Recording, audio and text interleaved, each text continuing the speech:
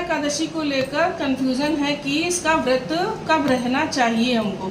तो देखिए, जो एकादशी 23 तारीख को इसकी शुरुआत हो रही है, रविवार को सुबह 2 बजे हो रही है और इसकी समाप्ति हो रही है 24 तारीख को सोमवार को यही 4:18 पर 4:15 के करीब हो रही है। तो किसी भी तरीके से रविवार को दशमी से युक्त एकादशी नहीं है और हम बहुत से लोग कह रहे हैं सोमवार को एकादशी का व्रत करना चाहिए। तो मैं बताऊंगी क्यों करना चाहिए, क्यों ऐसा लोग बोल रहे हैं। ठीक है, तो देखिए, बहुत कम शब्दों में मैं अपनी बात रखूंगी। पहली बात तो सूर्योदय के 3 घंटे पूर्व हमको एकादशी मिल रही है, दशमी से युक्त नहीं है, तो हम इसका व्रत रख सकते हैं। और जो सोमवार को जो एकादशी के व्रत का जो पालन किया जाएगा, तो इसमें एकादशी तिथि का जो है विस्तार नहीं हो रहा, 4:15 बजे करीब समाप्त होने से द्वादशी तिथि का विस्तार हो रहा। इसी वजह और इसमें त्रयोदशी तिथि भी हमको मिल रही। जब 3 तिथियों का जब संयोग होता है, एकादशी जब वृद्धि नहीं पाती, द्वादशी तिथि जब वृद्धि पाती है, तब इसको महाद्वादशी कहते हैं। और इसको व्युंजली इस बार महाद्वादशी है। व्युंजली सावन महीने की पुत्रदा एकादशी जो है, ये व्युंजली महाद्वादशी है। तो आप लोग चाहो तो इस दिन भी व्रत रख सकते हो। शास्त्रों में स्पष्ट निर्देश दिया गया, अगर जो इस तरह की एकादशी हमको मिलती है तो प्रथम दिन की एकादशी को हमको त्याग करना चाहिए। लेकिन फिर भी बहुत से लोगों की अंतरात्मा गवाही नहीं देती है कि जब दशमी से युक्त नहीं है तो हम उसका त्याग क्यों करें। तो आप लोग चाहो तो दोनों दिन की एकादशी रह सकते हो। आप लोग रविवार की भी रख सकते हो और सोमवार की भी रख सकते हो।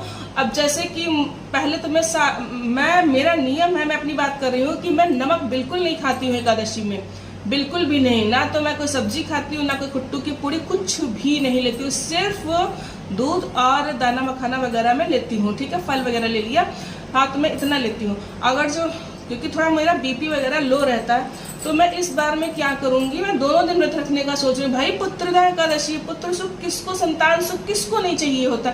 इस बार मैं सोच रही हूँ कि जो रविवार वाली है उस दिन मैं थोड़ा सा एक समय नमक खा लूँ ताकि मेरा बीपी लो ना हो। और रविवार को और सोमवार को मैं नमक ना ग्रहण करूँ। तो सोमवार का दिन है, शिव जी के व्रत में वैसे भी नमक नहीं खाया जाता है, और ऊपर से पुत्रदा एकादशी, ऊपर से व्युंजली महाद्वादशी। तो मैं 2 दिन का व्रत रखने का मैं रखूंगी इस बार। अगर जो मैं पारण की बात करूं तो पारण आपको देखिए सोमवार में दोपहर तक इंतजार करना ही पड़ेगा। 1:45 बजे से लेकर 3:05 तक इसके पारण का मुहूर्त है। सोमवार को अगर जो आप व्रत रहते हो तो आप 6 बजे तक पारण कर सकते हो, सूर्योदय के पश्चात। तो ये है कंफ्यूजन और मैंने दोनों बातें रख दी। अब ये आपका देखिए अपना विवेक है, अपनी बुद्धि है कि आप किस दिन व्रत रखोगे, आप कैसे व्रत रखोगे। मैंने तो अपना भी बता दिया कि मैं 2 दिन का व्रत रखूंगी। मैं नमक कभी नहीं खाती हूँ एकादशी में, मुझे बीपी लो का प्रॉब्लम है। 2 दिन लगातार व्रत रखूंगी, मुझे वीकनेस आ जाए। घर के काम भी भाई बहुत सारे होते हैं, बच्चे भी बहुत बड़े नहीं है, उनकी भी रिस्पॉन्सिबिलिटी। तो मैं एक टाइम सोच रही हूँ शाम को मैं नमक ले लूंगी, क्योंकि नेक्स्ट डे में महाद्वादशी का जो व्रत रखूँ, सोमवार तो नमक वैसे भी नहीं खाया जाता, फिर महाद्वादशी 1000 एकादशी का फल मिलेगा, तो उस दिन मैं नमक नहीं खाऊंगा। आप लोग इस दिन जो है ओम नमः भगवते वासुदेवाय 11 मंत्र कम से कम की बात करो, ज्यादा की तो वो तो आपकी उस पर कैपेसिटी पर है।